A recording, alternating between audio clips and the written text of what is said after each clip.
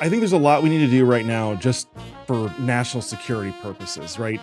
It is now slowly trickling out that there are all these basically like trans militia groups all across the They country. call them Trantifa? Antifa, right? Yeah, No, yeah. and they're part of Antifa. They get together on the weekends. They shoot at the gun range. They're paranoid because they've been told there's a trans genocide going on. Right. So we got to start cracking down on them, and we got to find out who's funding these groups. If it's government grants, if it's NGOs that are funding them, if it's major philanthropic donors, foreign. I guarantee there's a lot of foreign. Think about it. Like if you're China, or if you're Russia, or if you're Ukraine, or whatever, and you want to destroy the United States, you're going to fund groups that cause division, that sow division in terms of like convincing people to mutilate and sterilize themselves. Like that's like a goal of an enemy nation for their enemies is to Right. sterilize that nation in the youngest generation. So we got to crack down on that. But I prefer going right to the root cause, which is the government is literally funding these procedures, which Trump has already banned that through the executive order. But we've got to codify that. We've got to Yeah. pass this law, and we've got to hold these senators accountable. We got to force votes on this in the House and the Senate. And we've got to then attack these Democrats and any Republican. I don't think any Republicans will vote against it at this point. We've come too far in terms of that. But we have to make sure that voters know your Democrat senator, your Democrat congressman, your Democrat governor supports taking your tax dollars out of your paycheck to pay for people's sex change procedures while you can't even pay for the insulin for your child. Yeah. Right. So we got to stop the government funding of it. We have to stop the government mandates, that all the non-discrimination says, 27 states across the country ban therapists from treating gender dysphoria as a mental illness. They have these laws, they force the therapists to affirm the child in their gender identity. They can't talk to them and help them accept their bodily integrity. They have to affirm the gender identity. And if they don't, they'll lose their license. And two of those states, by the way, Utah and Iowa, are Republican states, right? Now this happened in the whole Obergefell, dust up where everyone was freaking out and pissing their pants. But we have to start repealing those laws, and we have to start holding these Democrats accountable for the destruction. They're literally, they are helping develop mental illnesses in this country, right? Yeah. They're subsidizing it. So we've got to get rid of all the government regulations that are pushing this ideology in schools, that are pushing it in our healthcare system. We have to get rid of all taxpayer funding of it. And then we have to also go after the people that are privately funding this stuff that's destroying our. I'm sorry, I just don't think you have a right to like fund efforts to sterilize children. Yeah. I think that if we're a decent country, we're not going to sterilize children. We're not going to mutilate children. That's like, I think the first step. You stop it at the source. This stuff didn't explode until health insurance companies were being forced to cover it. Mm-hmm. These surgeries cost so much money. It costs for a male to try and transition to a female, it's $450,000 top to bottom. Wow. Right. And that's just like the surgeries. That's not even like the lifetime cost of all the hormone treatments that you have to constantly stay with until you're dead. For women, it's $650,000.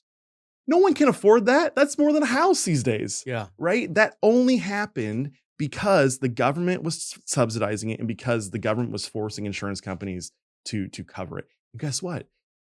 With Obamacare, with nationalized healthcare in America, that means it's just a tax increase on all of us. That's taxpayer funding of it because we all pay our premiums that go to covering everyone else's healthcare costs. Yeah. Well, and it's funding people who hate you. Right. Right.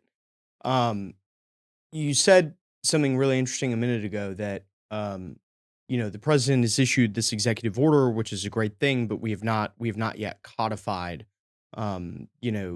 this idea that we're not going to be, doing a lot of these mandates, providing a lot of this funding. If you are a Republican member of the House, of the Senate, what is stopping you from doing that? Why haven't you done that already? Look, they all have their own priorities, right? We saw If this is a national security issue, which I totally agree with. So that's the opportunity, though, Nick. That is the Yeah. opportunity. I think that in the past, I can just comment on the past because we're in a new world. I think the whole Charlie Kirk assassination and its direct ties to the trans movement and Trantifa is like an eye opener for them. I agree with that. And I just want to say, when we first started at APP addressing this trans issue to protect children, we're trying to protect these children. We don't want them sterilized. We don't want them mutilated, right? We were trying to protect a very small group of people. But I think at this point, Nick, it's very clear that I'm not just trying to protect those kids that have gender dysphoria. I'm now trying to protect your children. I'm now trying to protect my children. I'm now trying to protect you personally because you're a leader in the conservative movement, right? It's now clear that we have subsidized this mental illness. We have created hysteria. We have literally, as a nation, our government has made these assassins. They have radicalized them to the point where they are starting militia groups and they are killing our children in Christian schools. My kids go to Catholic schools.